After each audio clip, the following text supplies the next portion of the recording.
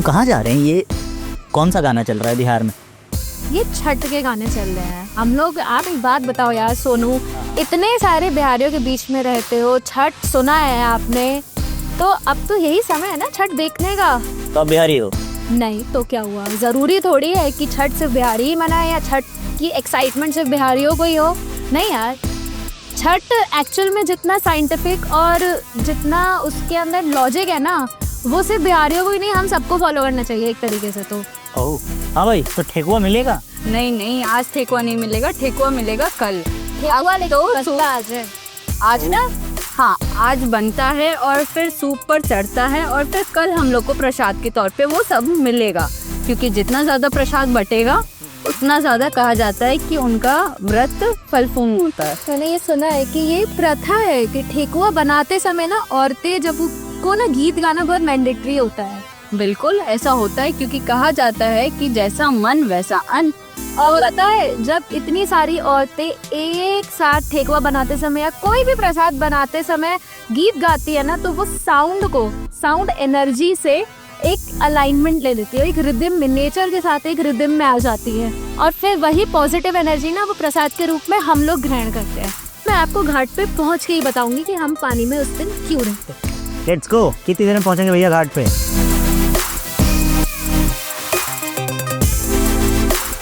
Guys मैं भी आया हूँ, ऑटो साइड हटो। It's a feeling. छोटी सी मैया तुम छठी मैया के लगा दो। केलवा के पात पर उगे है सूरज दे गावे झूके के करेली छठ बरतिया से जाके झूके। जय छठी मैया।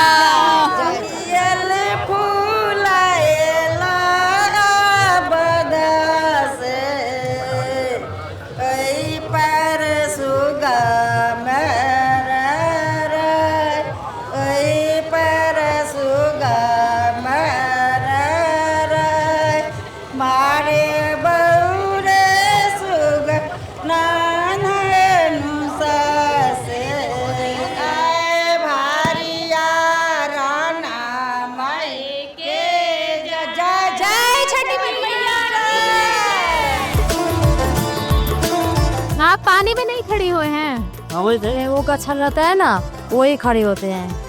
तो हम की है? नहीं, हम नहीं कच्छे हैं, वो जिसका मनौती रहता है वो करते हैं। अच्छा, तो आप खाली पूजा करेंगी? हाँ खाली पी। तो ठेकुआ कब लाएंगी? कल थे घूमे ले देखिए हमको ये देखिए हमारी जानवी फिर एक जगह पे ठेकुआ का जुगाड़ करती हुई गाड़ी में लेके आए हैं ना। आपको याद है आपने उससे कार में ये सवाल किया था कि पानी में खड़े होके क्यों अर्घ किया जाता है, वो भी इस समय। देखिए, जब नहाए खाए और खरना के बाद से शुरू हो जाता है आपका निर्जला उपवास। माना तो यही जाता है कि छठ पूजा सबसे पहले सीता मैया और राम जी ने की थी। समझे? Okay, got it.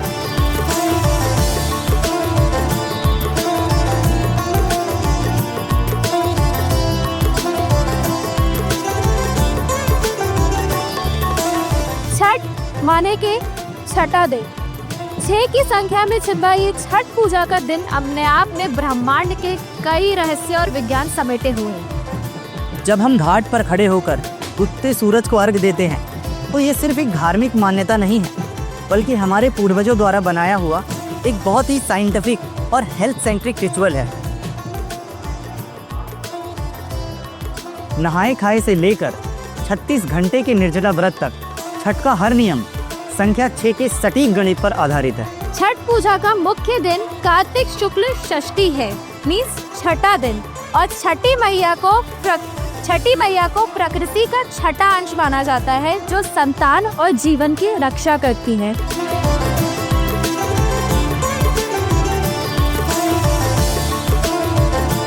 छठ का जो 4 दिन का पूरा उसमें हम करते हैं, नहाए खाए से लेके खरना के बाद हम आ जाते हैं संध्या अर्घ पर।